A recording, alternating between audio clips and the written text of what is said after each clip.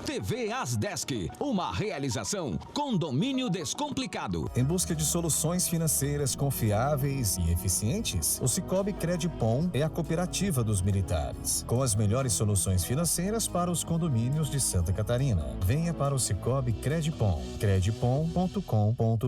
Apoio Boni Juris. Boni Juris, a única editora do Brasil especializada em direito condominial. Jornal dos Condomínios.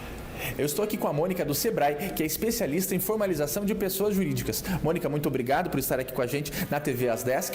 Mônica, é muito comum que os síndicos eles partam de uma gestão amadora lá do seu condomínio edilício e depois eles queiram se formalizar. Eu digo sempre que existem 3 tipos de síndico: o síndico eleito, o síndico profissional e depois o síndico empreendedor, que já tem uma estrutura maior de formalização.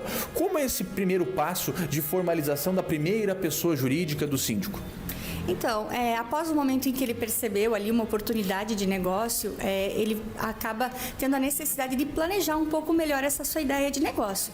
Colocar isso no papel, entender quais são os seus benefícios no momento da formalização, até porque a partir dali ele passa a ter outras obrigações, inclusive contábeis, né?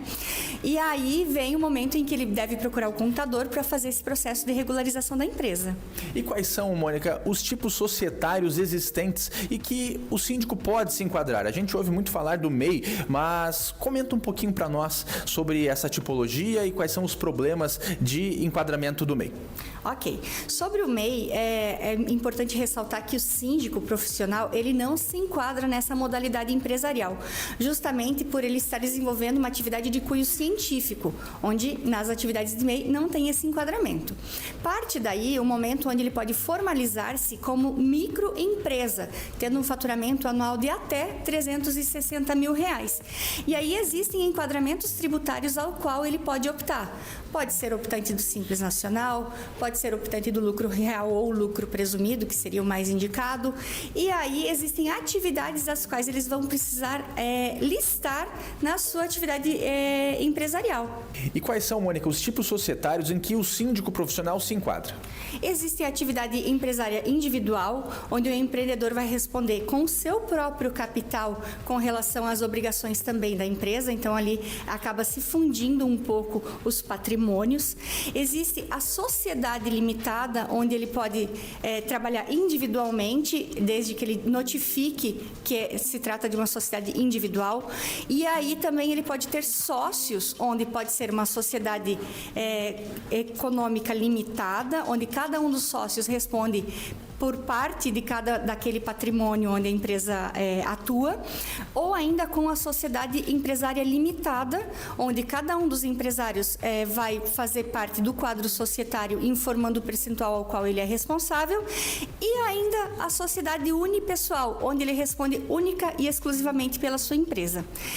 Tem ainda a sociedade pura, que é a sociedade simples, onde apenas atividades deste ramo podem ser executadas naquela empresa. E no que diz respeito ao enquadramento tributário, Mônica, a gente sabe que uma coisa é o tipo societário e outra coisa é o enquadramento tributário. Quais são os enquadramentos tributários aplicáveis à figura do síndico profissional?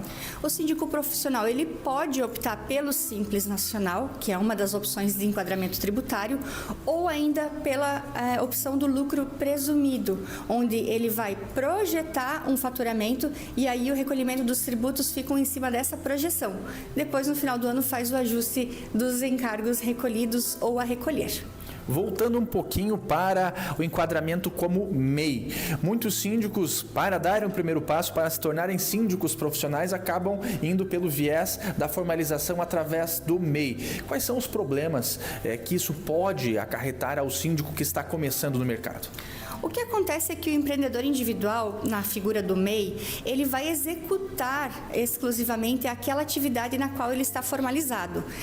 Quando eu vou tratar da figura do síndico, não existe a nomenclatura de síndico profissional na lista de atividades permitidas para o MEI.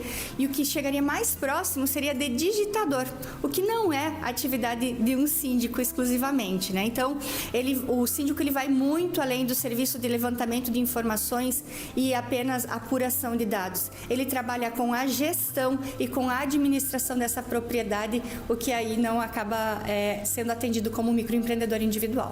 Quando o síndico deseja formalizar a sua atividade, saindo da função de amador, passando para um profissional, até mesmo para um empreendedor que já tem um porte maior, o que seria recomendável a ele? Quais seriam os passos necessários para que ele conseguisse formalizar a sua atividade? Uma vez que ele validou que aquela ideia está de acordo com o objetivo de vida dele, que é saudável para o mercado, que ele tem tido resultados financeiros positivos, passa a ser interessante ele fazer uma validação dessa ideia de negócio. Para saber, por exemplo, quantos condomínios eu consigo atender sem precisar contratar tantas outras pessoas. Né? Ou, a partir de 8 condomínios, por exemplo, seria importante que eu tivesse um segundo ou um terceiro funcionário para me dar apoio nesse processo de gestão. Porque a gente sabe que o síndico ele precisa estar presente nos condomínios em que ele atende. Às vezes na figura de um representante ou então ele mesmo. Mas essa é uma decisão que é muito importante ser tomada no momento do planejamento da ideia de negócio. E aí, planejado, o que o síndico precisa fazer? Ele precisa buscar algum auxílio de algum profissional para efeitos de formalização? Como funciona esse processo?